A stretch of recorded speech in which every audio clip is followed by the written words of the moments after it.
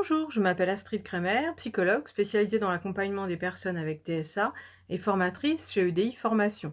Pour cette troisième vidéo, j'ai voulu vous parler du projet personnalisé. C'est un thème important puisque c'est le fil conducteur de notre accompagnement au quotidien, qu'on soit parent ou professionnel. Il doit donc être lu, relu et si possible appris par cœur. C'est pourquoi sa rédaction, son résumé et enfin son application sont fondamentaux. Je vais déjà vous définir ce qu'est un projet personnalisé. Un projet personnalisé, c'est un programme. Il doit contenir tous les grands axes et les priorités à travailler avec la personne pour la période suivante. Il doit donc se baser en première intention sur des évaluations formelles et informelles afin que nous puissions retrouver dans le projet le mode de fonctionnement de la personne, mais aussi ses goûts, ses centres d'intérêt, ses loisirs, sa façon de fonctionner à domicile, en institution. Et enfin, le terme d'intervention rend compte des intervenants et de leurs spécificités afin de fournir un accompagnement de meilleure qualité à la personne. Comme vous le savez, le projet personnalisé a 3 parties et c'est un projet global où chaque partie doit travailler en collaboration avec l'autre. La première partie est la partie pédagogique où nous allons trouver les informations scolaires si la personne bénéficie d'un enseignement ou va à l'école. La deuxième partie est la partie éducative. Là, nous allons retrouver tous les grands domaines de développement et de fonctionnement que nous travaillons au quotidien, comme la communication, la socialisation, etc. La troisième partie est la partie médicale et paramédicale. Nous allons y retrouver les informations sur le suivi médical, somatique, psychiatrique et également toutes les rééducations à mettre en œuvre par des spécialistes comme l'orthophonie ou la psychomotricité. Au niveau méthodologique, avant de se lancer dans la rédaction du projet, il faut bien sûr évaluer la personne de manière formelle et de manière informelle. Si c'est un deuxième, troisième projet, il faut bien sûr faire la synthèse de toutes les informations retenues au cours de la période précédente. En deuxième étape, vous devez aussi recueillir les attentes ou les demandes de la famille ou des représentants légaux et de la personne. Pour cette étape, faites bien attention, est-ce que la personne et ou les représentants légaux ont bien compris la définition d'un projet personnalisé et son enjeu. Vous pouvez pour cela définir le projet, par exemple sous forme de pictogramme ou en photo si vous voyez que la personne a du mal à comprendre le concept de projet personnalisé. Et enfin, troisième étape, le projet va se construire au cours d'un entretien avec la personne et ou les représentants légaux où nous allons fixer les grands axes prioritaires au sein des informations globales issues des évaluations formelles, informelles et des synthèses.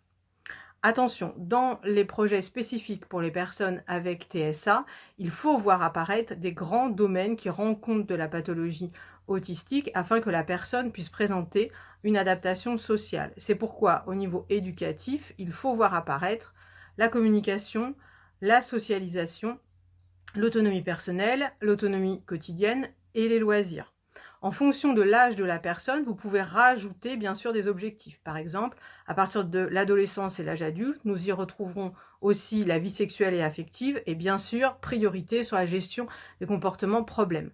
En intervention précoce, par exemple 0,3 ans ou 0,6 ans, il faut que les grands domaines de base du développement soient rééduqués et puissent apparaître, comme la rééducation de l'attention conjointe, de la permanence de l'objet, de l'imitation, par exemple vocale, gestuelle, le jeu symbolique, etc., etc.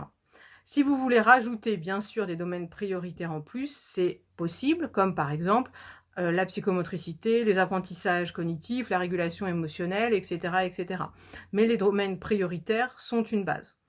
Attention, pour avoir un projet réaliste et réalisable, vous devez bien sûr tenir compte de la réalité des possibles de la personne, mais aussi de l'environnement. Je parle au niveau institutionnel, par exemple tenir compte des contraintes matérielles, mais aussi des contraintes environnementales comme le taux d'encadrement.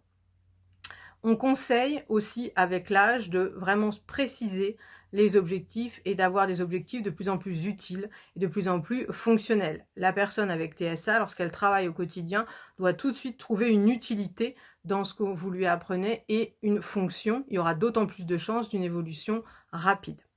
Attention, pour qu'un projet ait du sens et puisse prendre vie, il ne doit pas être rangé dans un tiroir, il doit être appliqué au quotidien. C'est pourquoi on peut mettre en place des grilles d'application de projets affichées sur les murs, que ce soit à la maison ou en institution.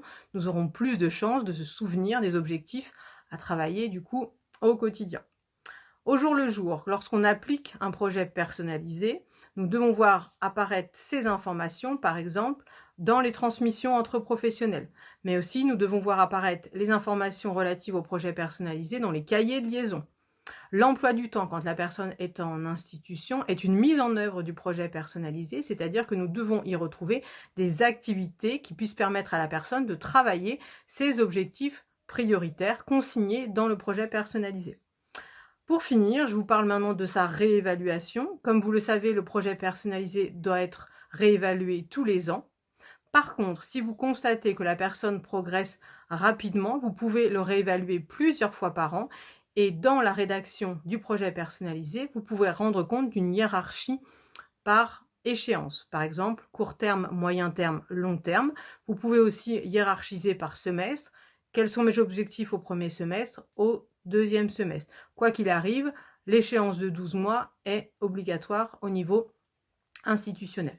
Voilà.